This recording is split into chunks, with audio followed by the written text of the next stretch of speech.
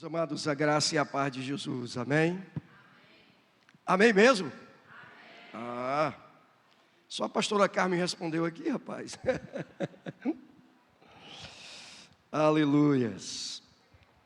Louvado seja Deus, queridos, por mais uma oportunidade que o Senhor nos dá nessa noite, de poder junto com os irmãos celebrar ao Senhor.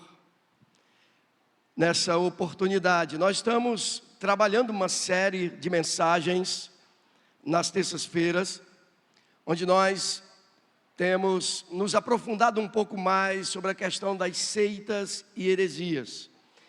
Muitos temas foram tratados aqui nas terças-feiras anteriores, e hoje nós temos a responsabilidade de poder compartilhar e meditar e refletir sobre talvez uma das seitas mais perigosas, porque é uma seita atrativa, é uma seita que atrai, é uma mentira mesclada de verdade. E aí é que está o perigo, porque o diabo, ele sempre trabalha com meias verdades, ele nunca vem de forma explícita, cheio de mentira. Porque aí de imediato nós identificaríamos e ele seria desmascarado. Mas todas as vezes que o diabo se manifesta, ele traz a mentira mesclada de verdade. Pega pontos de verdade e aplica para que a gente venha se iludir, se envolver com aquela mentira, ao ponto de estar completamente enganado. E hoje nós vamos trabalhar sobre a teologia da prosperidade. É um tema interessante, onde nós vamos trilhar aqui nesses minutos, aqui nessa hora, pensar um pouco sobre essa teologia, uma vez que é tão presente no tempo de hoje. Porque você falar da testemunha de Jeová, você falar do mormonismo, do espiritismo, todos nós entendemos, são teologia, aliás, são filosofias, ideias, às vezes até centenárias, ou até mais. Mas nós identificamos com muita naturalidade e facilidade o engano que há na testemunha de Jeová, por exemplo, no mormonismo, no espiritismo. Mas a teologia da prosperidade, nós podemos estar de forma sorrateira com ela na nossa vida, é uma prática que tem desagradado a Deus a partir de pontos dessa teologia, que vez ou outra nós podemos de alguma forma ter herdado ou adquirido ao longo da nossa caminhada com Cristo. E aí nós vamos entender ao longo da nossa conversa hoje à noite. Quero tomar por base um texto de Romanos, capítulo de número 5. Nós vamos ler o verso 3 ao 5. Palavra de Paulo à igreja de Roma. Todos encontraram? Amém? Eu vou ler. Hoje nós temos muita coisa para falar aqui, então a gente precisa ganhar tempo. E não somente isso, mas também nos gloriamos nas tribulações. Amém? Nas tribulações, sabendo que a tribulação produz perseverança, e a perseverança a aprovação, e a aprovação a esperança, e a esperança não causa decepção, visto que o amor de Deus foi derramado em nosso coração pelo Espírito Santo que nos foi dado. Amém? Pastor, mas o que vem a ser teologia da prosperidade? Essa corrente doutrinária, querido, ela defende que os cristãos foram criados por Deus para prosperar em todas as áreas da sua vida. Olha como é interessante, atrativo. Ela defende que os cristãos foram criados por Deus para prosperar em todas as áreas da sua vida. Todo sofrimento é visto como uma falta de fé. falta de determinar a vitória. Nós temos escutado muito tempo aí afora, principalmente nas igrejas emergentes, acerca do determinar. Essa confissão positiva de que Deus é obrigado a responder às nossas orações conforme o nosso pedido. Deus precisa se submeter à minha vontade para cumprir o meu desejo. O crente bem-sucedido é aquele que tem fé para essa teologia e tem saúde plena, ele não adoece. Saúde física e saúde espiritual e também emocional. Ficar doente para essa teologia, queridos, é falta de fé em Deus. Adoeceu, camarada está em pecado, é falta de fé em Deus. A teologia também prega, irmãos, que a riqueza material é um sinônimo de que você está sendo abençoado. É uma figuração, é uma presença de Deus pelo fato da riqueza material fazer parte da sua vida. E a pobreza não faz parte dos planos divinos para os cristãos. Nós precisamos entender que a trajetória com Jesus não tem garantia para essa terra. Tudo que vem para nossas vidas como bênção de Deus, for o Senhor que tem trabalhado nas nossas vidas, é pura graça do Senhor. Nós não somos merecedores de absolutamente nada. É Deus, pela sua infinita misericórdia, que tem cuidado de cada um de nós. Portanto, viver muitas vezes em momento de escassez, Deus tem nos levado a esses momentos para nos ensinar. E por isso essa teologia, ela não entende isso, ou ela prega isso, para que aqueles que são adeptos dela, possam estar sempre cobrando de Deus alguma coisa. Ela tem origem, irmãos, no período, na década de 1940, surgiu um camarada chamado William Kenyon. Ele tinha como teologia e como filosofia de vida, crer na confissão positiva. O que é isso? Não é apenas o pensamento positivo, que até a Bíblia não condena você pensar de forma positiva. É importante você almejar algo de Deus e deixar que Deus trabalhe isso no seu coração. Mas a confissão positiva era: eu libero a palavra e ela se cumpre. Eu confesso algo a respeito de alguma coisa e Deus traz à existência aquilo que eu estou confessando. Isso é confissão positiva. E teve um camarada na década de 70 que seguiu essa filosofia e ele aprimorou isso para se tornar o que é hoje a teologia da prosperidade. O nome dele é muito conhecido, é o Kenneth Hagin, autor de vários livros. Talvez algum dos irmãos aqui já tenha lido alguma coisa dele, porque na década de 70, 77, 80, 90, foi um expoente muito grande aqui no nosso país. Muita gente bebeu dessa fonte. Por isso, muitos líderes espirituais aplicaram isso nas suas igrejas e vivem isso até hoje. Existe um movimento chamado Palavra Rema,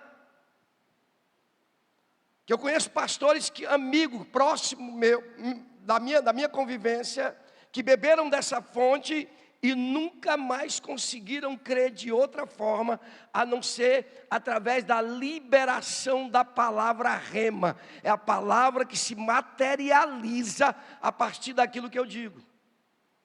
Então Deus é obrigado a fazer a minha vontade. Esses dois camaradas foram expoentes para expansão. Aqui no Brasil, o Kenneth Hagin teve uma participação muito grande, e envolvendo movimentos como a Adonep. Vou falar algumas situações aqui que talvez na hora da edição do vídeo para colocar no YouTube, vamos ter que pensar em colocar, porque eu vou citar muito nome aqui. Amém ou não? Para a gente ficar sabendo aonde a gente está pisando. Às vezes a gente é convidado para visitar uma dessas igrejas, não há nenhum problema em visitá-la, contanto que você tenha maturidade para fazer um filtro daquilo que presta, daquilo que não presta. Ok? Então, a Adonep era a associação de homens de negócio, do Evangelho Pleno. Quem de nós não conheceu que se converteu na década de 80, na década de 90? Isso foi um movimento muito presente aqui no nosso país. E no meio daqueles que faziam parte dessa associação, muitos pastores que criam nessa teologia, viveram isso, participaram disso, e com isso fizeram com que suas igrejas fossem influenciadas. Aqui no nosso país, vários adeptos da teologia da prosperidade, e lá vai, Igreja Universal do Reino de Deus, Igreja Apostólica Renascer em Cristo, Comunidade Evangélica Sara Nossa Terra, Igreja Nacional do Senhor Jesus Cristo, Igreja Internacional da Graça. E aí vocês vão pensando nos líderes dessas igrejas. Todas elas praticam, defendem e colocam em prática o ensinamento da teologia da prosperidade. Nós chegaremos então agora no século 21, nós vamos nos deparar com outro movimento chamado neopentecostalismo, ou igrejas neopentecostais. A igreja neopentecostal, ela não tem uma teologia fixa. Nós somos ortodoxos aqui na Gileade, nós temos herança da igreja batista, nós temos a herança da igreja presbiteriana, que são igrejas históricas e sérias, mesclada com pentecostalismo equilibrado. Essa é a nossa teologia, a base teológica da igreja de Gileade como um todo.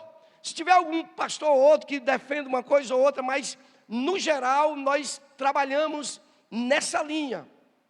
Porque nós cremos no dom do batismo com o Espírito Santo, nós cremos na graça de Deus, na revelação do Espírito Santo e da sua palavra. E nós vivemos isso e defendemos isso aqui nesse púlpito. Mas essas igrejas que foram citadas por mim, foi influência também para as igrejas neopentecostais. E há um movimento que só cresce, irmãos. O movimento neopentecostal só cresce. Por quê? Porque é trabalhado a teologia da prosperidade, entre outras teologias, dentro do movimento neopentecostal. Então, as igrejas emergentes aqui em Fortaleza, muitas delas têm essa prática. Adotam a teologia da prosperidade. Os cultos são verdadeiras festas, não tem um louvor direcionado para Deus, é algo que vem massagear o ego. Prepara-se um clima na igreja, para que aqueles que estão participando do culto se sintam, para poder serem depois trabalhados com aquilo que vai ser pregado. Então todo o ambiente é preparado para que essa teologia seja disseminada para aqueles que estão ouvindo. Amém ou não? Vocês estão entendendo? Então, a teologia da prosperidade, que antes era algo mais exclusivo dessas igrejas que eu citei, em evidência maior da Igreja Universal, agora ela não parou lá. Ela invadiu as igrejas que não têm teologia fixa, que não têm base teológica. Eu ouvi vários testemunhos de pessoas que frequentavam as igrejas mais clássicas, que ouviam a palavra de Deus, o Evangelho do Senhor, de forma mais saudável, mais pura, mais autêntica, e por algum motivo saíram dessas igrejas e foram para as igrejas emergentes, as igrejas ditas neopentecostais. Beberam daquela fonte lá, mas chegou um ponto que eles não encontravam mais a verdade do Evangelho. Porque todo sábado, todo final de semana tem que ter um movimento, senão não segura ninguém.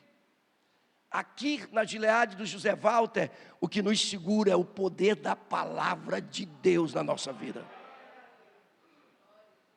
Quem não beber dessa fonte, quem não estiver cheio da palavra de Deus e do Espírito Santo, vai ser de alguma forma atraído, porque é exatamente quando está vivendo dificuldades que o crente olha para Deus e diz: Deus, eu preciso da tua ajuda.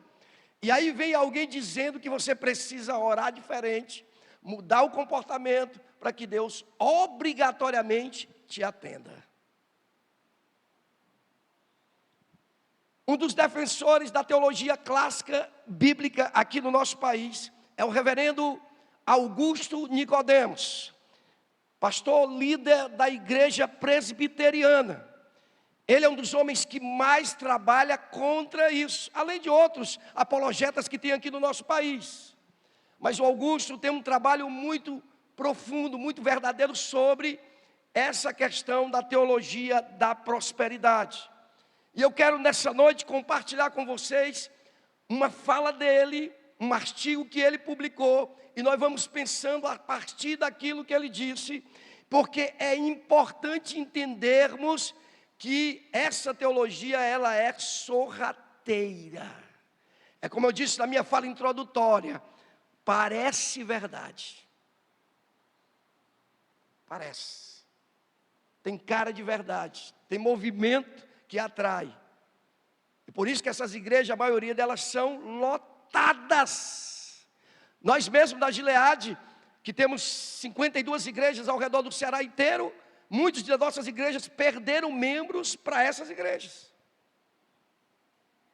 Porque foram lá, acharam bonito o visual, acharam porque tem um acolhimento bacana, tem tudo mais, mas tem um púlpito fraco. Não adianta, irmãos, nós fazermos todos os movimentos necessários na igreja para atrair pessoas. Não adianta criar métodos mais incríveis possíveis. Não adianta aplicar nada que a gente possa de alguma forma fazer com que as pessoas se prendam à igreja. Quem segura alguém na igreja de forma sadia é a palavra de Deus sendo pregada com verdade. Um púlpito fraco determina que a igreja é uma igreja fraca. Um púlpito forte, por menor que ela seja, ali tem crentes conscientes daquilo que estão vivendo em Deus. A primeira afirmativa do reverendo Augusto Nicodemos é a seguinte: primeiro, precisamos entender essa dificuldade de diferenciar. Quero trazer um ponto aqui importante. Pastor, como é que eu faço para diferenciar? Sabe por quê que é difícil? Porque essa teologia, ela não nega diretamente nenhuma das verdades fundamentais. Ela não nega diretamente nenhuma das verdades fundamentais do cristianismo. A questão do problema maior dessa teologia é na ênfase. O problema não é o que a teologia da prosperidade diz. O problema está naquilo que ela não diz. E a primeira colocação feita pelo reverendo Augusto é que ela está certa quando diz que Deus tem prazer em abençoar seus filhos com bênçãos materiais. Está certo isso ou não está? Está certo. Mas ela erra quando ela deixa de dizer que qualquer bênção vinda de Deus não é graça. Não é um direito que nós temos e que podemos reivindicar ou exigir dele. Então, Deus nos abençoa, e Deus tem prazer em fazer isso, mas nós não podemos exigir de Deus. Ele não é obrigado a fazer isso. Para a teologia da prosperidade, Deus é colocado na parede, e obrigatoriamente Ele tem que abençoar o crente, de acordo com aquilo que Ele deseja. Olha o que diz Romanos capítulo de número 3, verso 24. Sendo justificados gratuitamente pela sua graça, por meio da redenção que há em Cristo Jesus, a quem Deus ofereceu como sacrifício propiciatório, por meio da fé, pelo seu sangue, para demonstração da sua justiça. Na sua paciência, Deus deixou de punir os pecados anteriormente cometidos, para demonstração da sua justiça no tempo presente, para que Ele seja justo e também justificador daqueles que têm fé em Jesus. Então, tudo, sem exceção de nada na nossa vida, que chega de bênção, é graça de Deus. Deus não tem obrigação, Ele faz isso porque Ele quer. E se um dia a porta se fecha, até isso é bênção para nós. Porque para a teologia da prosperidade, nós não podemos passar dificuldades. Passou dificuldades, você é levado à prova de que você está em pecado, a sua fé é pequena, é rasa. Mas para aqueles que têm a certeza de que Jesus está na sua vida, ele sabe que por mais que ele viva momentos difíceis, Deus está trabalhando em todos eles para o seu bem. Sabe por quê? Porque todas as coisas cooperam. Não é uma, nem duas, nem três. São todas as coisas cooperam para o bem daqueles que servem ao Senhor, que são chamados para viver a sua obra. Segunda coisa que ele diz é que ela acerta quando diz que podemos pedir a Deus bênçãos materiais. Não há erro nisso. Por isso que é perigoso, irmão, porque é uma verdade mesclada de mentira. Não há nenhum problema. Senhor, eu moro de aluguel há tanto tempo, me abençoa com a residência. Não há nenhum problema, pode orar. Está tudo certo. Mas sabe por que ela erra? Quando ela deixa de dizer que Deus tem o direito de negá-las. Quando achar por bem, sem que isso seja por falta de fé ou fidelidade da nossa parte. Essa parte é escondida. Só diz que você tem que pedir e Deus é obrigado a lhe dar. A nossa fé, querido, ela não nos isentará de passar por dificuldades. Não. Sabe por quê? Porque a proposta do Evangelho para nós vivermos aqui nessa terra é algo que está sendo construído para a eternidade. Enquanto o nosso coração estiver aqui, nós sempre sofreremos mais quando nós perdemos alguma coisa. Obviamente que quando nós vivemos momentos difíceis, a lágrima vem, o choro vem, mas nós não podemos esquecer que nós não estamos isentos de viver isso.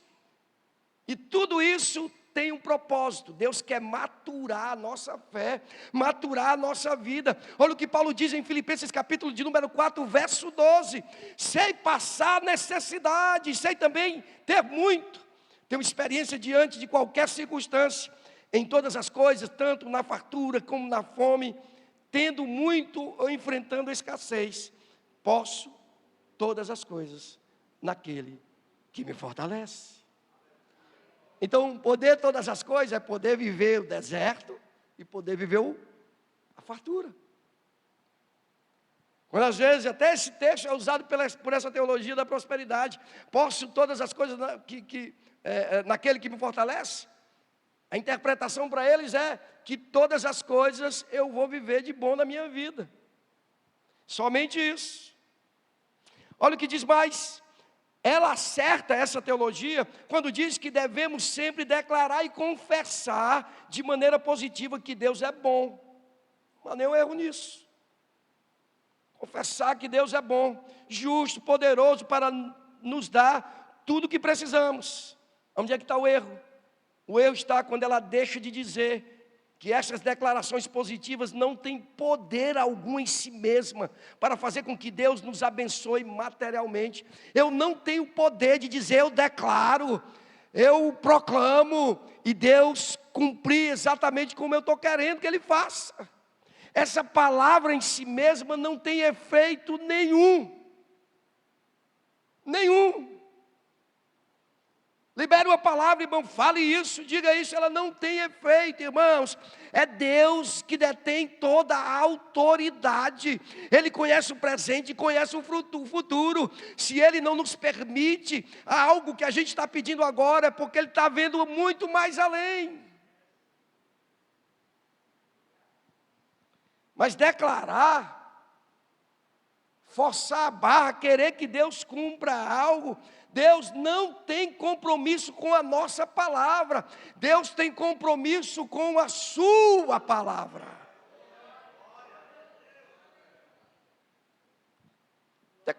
Declarar não garante nada, irmão.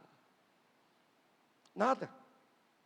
Mateus capítulo 8, verso 19 diz: e um escriba aproximando-se disse-lhe, mestre, eu te seguirei aonde quer que fores. Olha a resposta de Jesus. Jesus lhe respondeu, as raposas têm tocas, as aves do céu têm ninho, mas o Filho do Homem não tem onde descansar a cabeça. Quero saber se aqueles que seguem a Jesus e vão viver momentos difíceis vão declarar na hora que não tiver onde reclinar a cabeça. Declarar para quê? Se Jesus disse que isso não tinha nenhum valor, que não era esse o objetivo, que o chamado dele era para viver experiência com Ele. quer seja na dor, no sofrimento, como na bonança. Não é isso que faz diferença para Deus. O que faz diferença para o Senhor é nos aprofundarmos nele. Jesus não nos deu garantia que seria fácil. Por isso, nenhuma palavra minha contra isso que Jesus disse vai ter valor algum. Você ligar a sua TV e mudar os canais da sua televisão e cair em um desses programas que professam essa teologia, você vai escutar muito isso. Declare, palavra positiva, libere uma palavra, você vai escutar muito isso.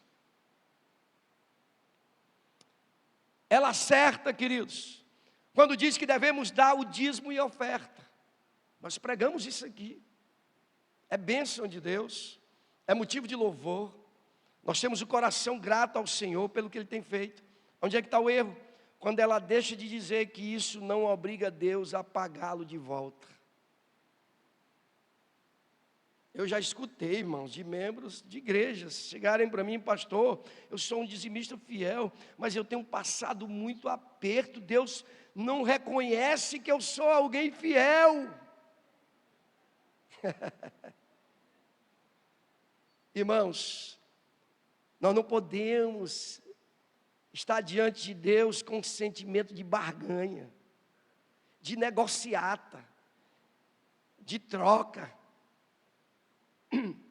A nossa demonstração de louvor e fidelidade vem exatamente de olhar para Deus e reconhecer a sua fidelidade, independente de qualquer coisa. Sabe por quê? O preço já foi pago lá na cruz, já está tudo certo, já está tudo pago. O que a gente vai viver aqui nessa vida não importa. Então nós contribuímos para a obra do Senhor, para que o reino se expanda, para que as tendas se alarguem, para que o evangelho seja anunciado para as outras pessoas. Não é para Deus dar em troca, irmão. Às vezes bate uma crise em muitos crentes, entra em crise, porque Deus não... pastor, não é esse o objetivo, porque tudo pertence a Ele. 1 Crônicas, capítulo 29, verso 13, olha o que diz a palavra: agora te damos graça, louvamos o teu glorioso nome, ó nosso Deus. Mas quem sou eu? E quem é o meu povo? Para que pudéssemos fazer ofertas tão voluntariamente? Porque tudo vem de ti, e damos a ti o que é teu. Todas as vezes que eu vejo esse texto, eu me lembro de uma coisa. Quando eu estou aniversariando, ou quando é dia dos pais, o que acontece? Eu dou dinheiro para comprar presente para mim. Né, pastor? Acontece assim contigo também? Olha só, o presente é para mim. Aí quem dá dinheiro sou eu, para comprar presente para o dia dos pais. Eu lembro na época de colégio, o Micael: pai, estou precisando de dinheiro para comprar um presente para os pais. Lá vai eu dar um presente para os pais. Deus está fazendo a mesma coisa com a gente, irmão. Tudo é dele. Tudo é dele. Sabe o que Ele faz? Ele nos abençoa para devolver para Ele. Ele nos abençoa para ter o prazer de participar. É como um pai realmente que tem um prazer de participar da festa dos pais, e está ali todo mundo dando os seus presentes para os seus pais, e ele dá lá o presentezinho embrulhadinho, bonitinho, mas quem comprou foi o pai. Da mesma forma Deus faz com a gente. E o texto diz no final: e damos a ti o que é teu. Vocês estão me entendendo, queridos? Que a gente trabalha porque Ele dá. Quem abre a porta é Ele, quem dá saúde é Ele, quem faz é Ele, quem move é Ele, quem abre as portas são Ele, quem dá condição é Ele. É tudo dele. Isso é lindo, irmãos. Isso é maravilhoso. É um Deus que olha do céu. Eu vou até conjecturar aqui de forma boba. É Deus olhando para nós e dizendo: olha, meus filhos aqui, devolvendo com o coração aquilo que eu estou dando para ele. Quando o crente não entende isso, irmão, ele vai procurar alguma coisa para Deus responder ele, porque ele deu e quer algo do jeito que ele quer, que ele exige. Ela acerta, irmão, essa teologia, quando ela diz que Deus faz milagres e multiplica o azeite da viúva. Deus faz isso. Onde é que está o erro? Mas ela erra quando deixa de dizer que nem sempre Deus está disposto, em sua sabedoria insondável, a fazer milagres para atender nossas necessidades. E que na maioria das vezes Ele quer nos abençoar materialmente através do nosso trabalho duro, honesto e constante. Tem crente que diz: Senhor, me abençoa. Ele deita numa rede, aí acorda 10 horas do dia, está desempregado, mas não distribui um currículo, não vai atrás. Quando ele consegue um emprego, ele apronta, não dá testemunho. Aí ele diz: Senhor, me abençoa. Aí ele deita numa rede e diz: Senhor, agora eu quero que Tu me abençoe. Irmãos, Deus nos abençoa com o nosso trabalho também. Não é sempre que você vai abrir a porta e vai encontrar uma cesta básica na porta e você não saber de onde veio. Nem isso pode acontecer, é certo que sim. Em algum momento Deus pode usar alguém para mover a teu favor. É bem verdade. Mas você tem que abrir o coração para entender que Deus pode usar o seu trabalho para te abençoar. Quantos de nós estamos na nossa caminhada, na nossa vida, nas nossas responsabilidades, e a todo tempo Deus tem suprido as nossas necessidades. Saúde para trabalhar, vigor, inteligência, tudo isso vem dEle. Olha o que diz o Salmo 128, verso 1. Bem-aventurado todo aquele que teme o Senhor e anda em seus caminhos, pois comerá do seu trabalho, das tuas mãos, será feliz e tudo te irá bem. Ela acerta também, queridos, quando diz que Deus costuma recompensar a fidelidade. Mas ela erra quando deixa de dizer que por vezes Deus permite que os fiéis sofram muito aqui neste mundo. Eu ouvi uma vez uma pregação de um desses pastores dessas igrejas emergentes, que já colocaram em práticas na sua teologia, a teologia da prosperidade. E eu ouvi uma das mensagens, e essa mensagem, ele dizia que nunca mais ninguém ia morrer na igreja por assassinato. Porque ele tinha presenciado uma morte. Imagine uma igreja com mais de 500 pessoas. 500, quase 1000 pessoas. E ele de púlpito dizia isso. Botei a mão na cabeça, meu Deus, que loucura. Nunca mais, eu não aceito, eu declaro que ninguém aqui mais vai morrer por assassinato. O rapaz foi reagir ao assalto e o assaltante acabou atirando nele. E ele era membro dessa igreja. Todo mundo ficou consternado com aquela situação, família sofrendo. E no ápice daquela loucura ele vai e pronuncia uma afirmativa dessa. Ela erra quando ela deixa de dizer que nós iremos passar por dificuldades, sim. Pode ser que nesse ambiente agora aqui na igreja estejam pessoas vivendo momentos difíceis da vida. Pode ser que algum de nós nesse instante possamos estar atravessando momentos de muita peleja. Deus diz para cada um de nós que isso iria acontecer, Ele não nos pegou de surpresa, porém Ele disse que estaria conosco no meio do furacão, no meio da dor, no meio do sofrimento. Ele não nos desampara, Ele pode nos dar o escape a qualquer momento, e Ele está cuidando de todas as coisas. Ele é fiel, irmão.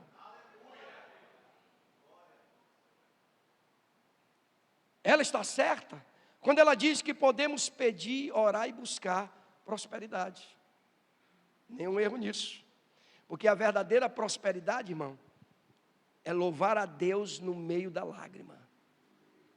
Você sabia que tem milionários com contas robustas aí afora, morando fora do país, querendo a tua paz, querendo dormir como você dorme, não conseguindo dormir, entupido de psicotrópico, pagando absurdo com médicos, cheio de dinheiro na conta, mas infeliz. Prosperidade é a nossa. Muitas vezes não temos nem o básico, mas há uma paz, irmão, no coração, que não tem quem possa resistir a essa paz. Amém? Então ela está certa quando diz que podemos pedir prosperidade, é verdade. Mas ela erra quando deixa de dizer que um não de Deus está, essas orações, não significa que Ele está irado conosco. Não significa isso. Há um texto na Bíblia que nos diz que se o homem sendo mau sabe dar boas dádivas aos seus filhos, quanto mais Deus que está no céu. Mas aí ele fala que muitas das vezes nós pedimos pão. Será que pedindo pão ele daria uma pedra? Pedindo peixe ele daria um escorpião? Isso veio como uma revelação na minha mente. Eu comecei a entender que muitas das vezes nós estamos pedindo pedra pensando que é pão. Na nossa visão limitada é um pão. Mas Deus vê além da nossa visão, enxerga uma pedra e não dá. Não dá para a gente. Às vezes nós estamos pedindo um escorpião pensando que é um peixe. Na nossa visão tem tudo a ver. Eu senti, é aquilo, é isso mesmo, é um peixe, estou vendo um peixe ali, vai me alimentar, vai ser bom para mim. Deus está vendo que é um escorpião e não dá. Por isso, que talvez, na minha pequena forma de compreensão, Jesus esteja dizendo que a nossa oração muitas vezes não é atendida, porque nós não oramos pela palavra. E a palavra nos ensina a obedecer a Deus na oração.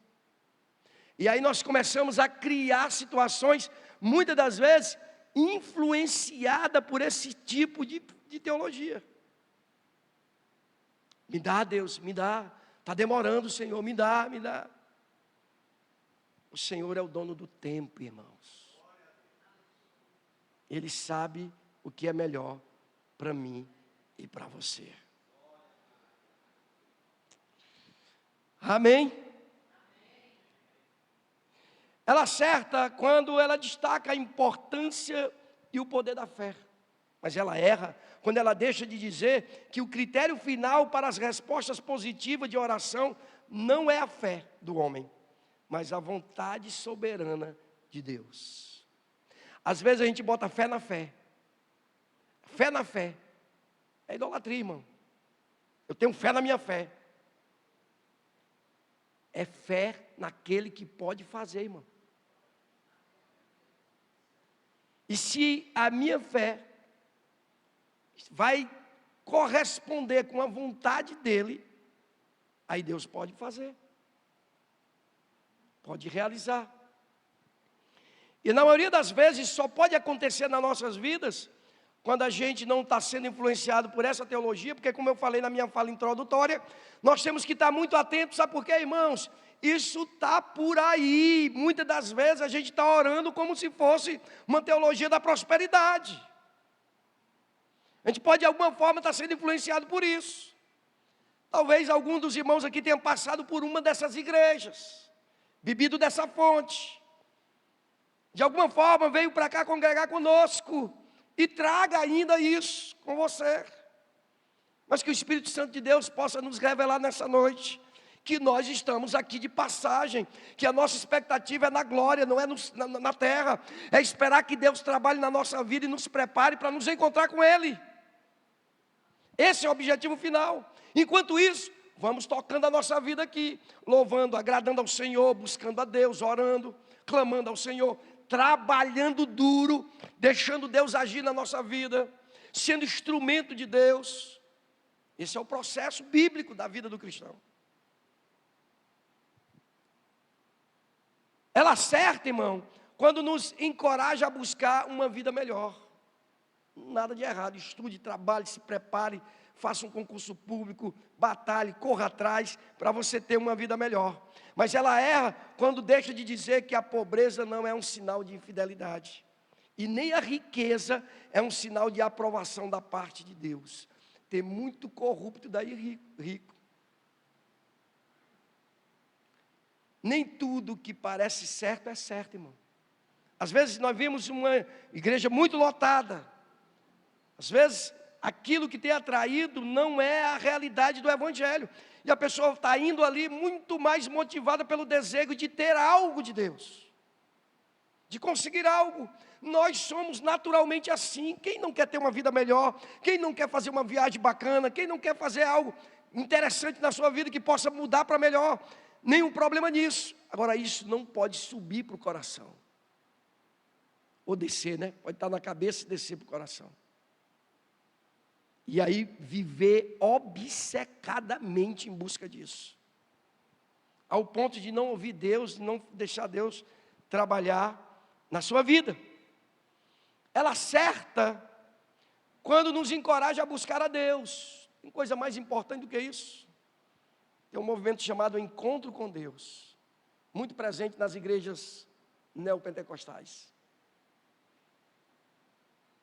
Mas ela erra quando ela induz os crentes a buscá-lo em primeiro lugar por aquelas coisas que a Bíblia constantemente considera como secundária. Passageiras, provisórias, como bens materiais e saúde. Essa busca, ela tem sido o combustível que tem levado muita gente a beber dessa fonte. Igrejas se estruturam e o modelo de comércio atrai as pessoas para que elas possam, com essa finalidade, frequentar os seus templos. Porque querem uma resposta, porque bateram em várias portas e não obteram. E aquelas igrejas, irmãos, que pregam o evangelho verdadeiro, autêntico, como nós trabalhamos e pelejamos aqui no púlpito dessa igreja, acaba sendo denominado como igrejas frias, igrejas que não têm fé. Muitas das vezes, numa conversa com algumas pessoas que pensam assim, nós somos taxados pastores que não têm fé. Porque a fé para a teologia da prosperidade é declarar e Deus responder. A fé para a teologia da prosperidade é ser rico e não ser pobre. A fé para a teologia da prosperidade é não adoecer, nem emocionalmente, nem fisicamente. É alguém que está quase no ponto da perfeição.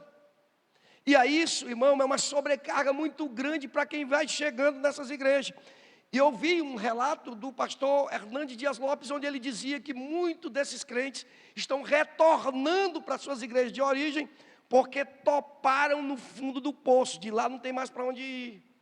Não tem palavra, não tem graça de Deus, não tem amor, pessoas são cobradas, têm metas para baterem, e aí por conta disso, viram que não era aquilo e retornaram para o lugar de onde saíram.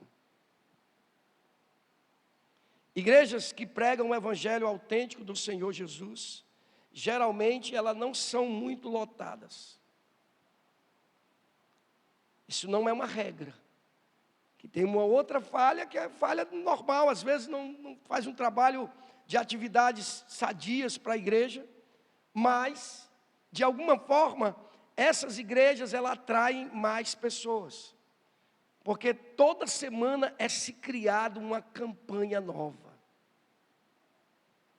Campanha das muralhas, fogueira de Israel, campanha, e aí vai.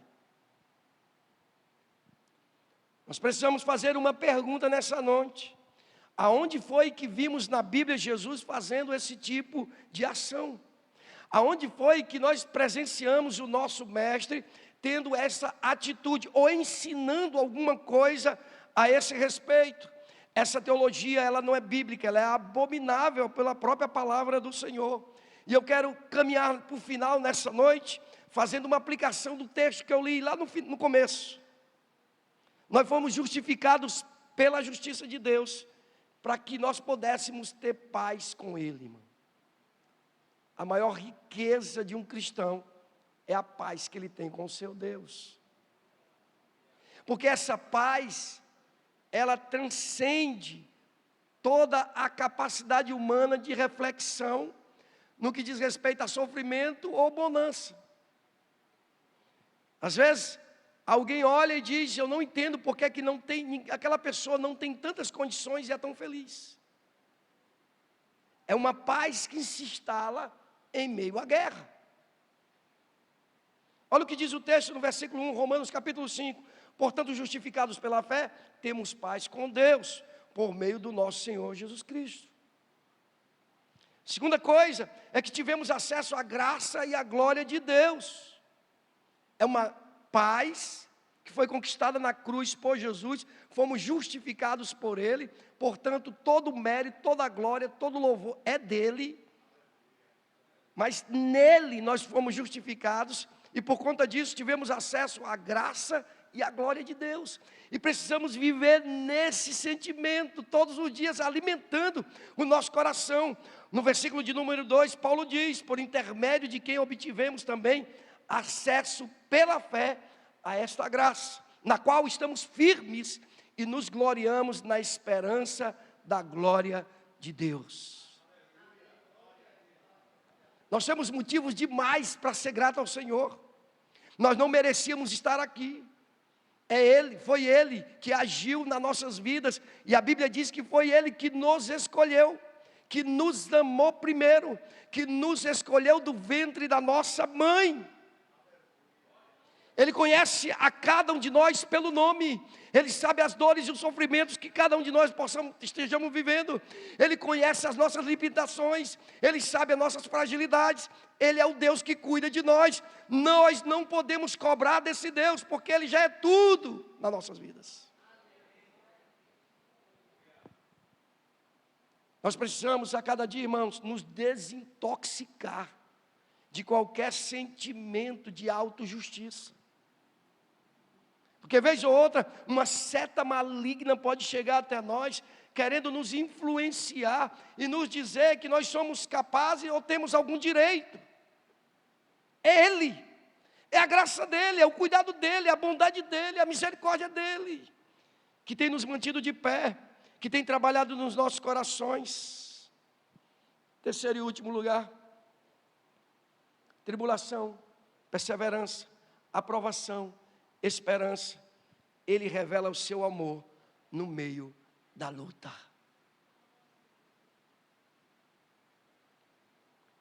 Não tem momento mais importante, irmãos, quando nós rasgamos o nosso coração diante do Senhor, quando nós colocamos com toda sinceridade, quando a nossa mente não fica vagando distante de Deus, mas naquele momento há uma entrega por completo diante do Senhor, e num tempo de oração, de busca ao Senhor, nós abrimos o nosso coração para Deus.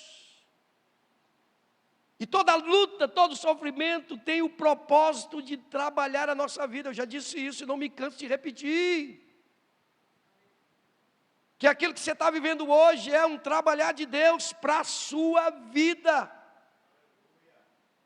Então, todo esse processo de prosperidade, buscar prosperidade material ou física ou emocional, tudo isso, irmão, esbarra na vontade de Deus e no amor desse Deus que é poderoso. Por isso que a ansiedade invade o coração das pessoas. Por isso que nós somos arrebatados do mundo real e nos levados para um terreno perigoso, de pensamentos estranhos, de pensamentos intrusivos, de pensamentos que possam nos desviar. Deus quer trabalhar o amor dEle no meio da luta, no meio da tribulação. É o bálsamo do Senhor chegando sobre a nossa vida. É o poder de Deus se revelando quando a gente menos imagina. Aleluia, aleluia.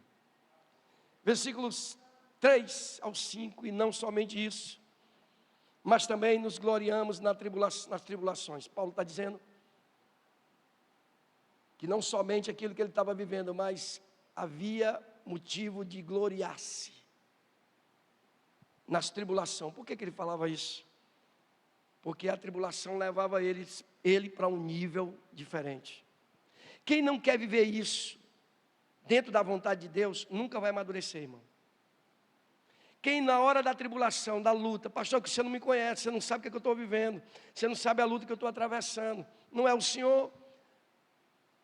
Mas quem não viver isso, irmão, por isso que Paulo diz que ele muito se gloriava nas tribulações, porque é no olho do furacão, irmãos, que Deus vai trabalhando o nosso caráter.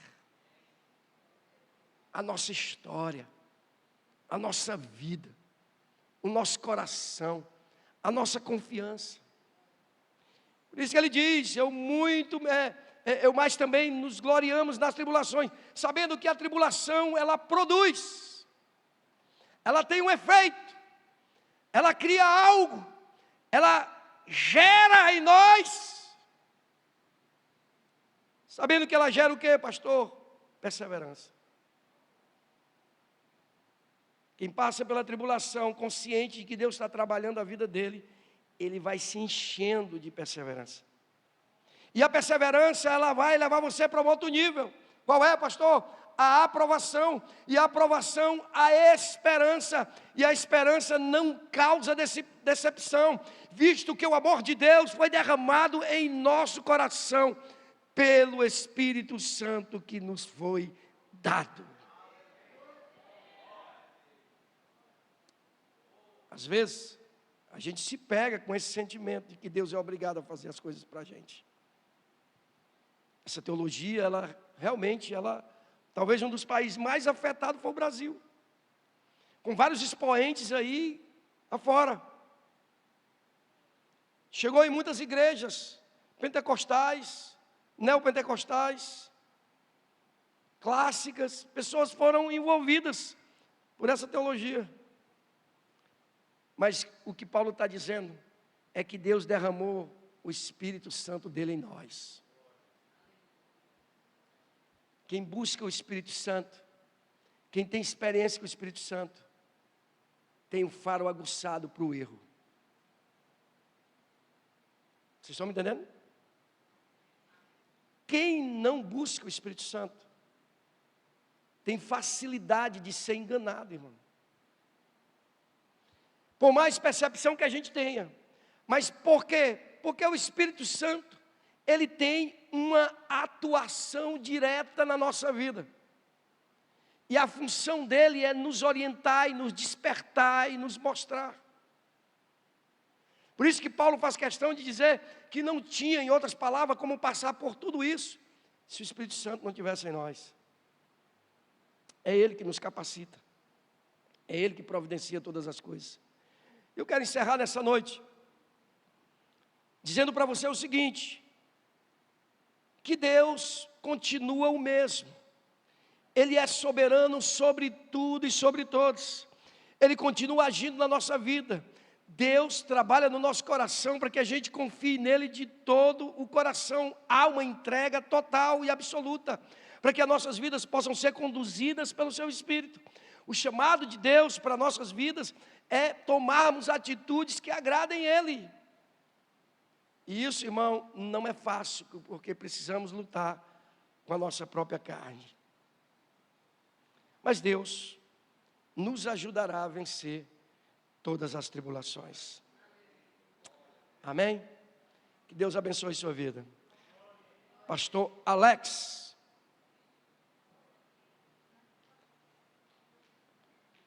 Que é a mulher do microfone, ó, minha assistente.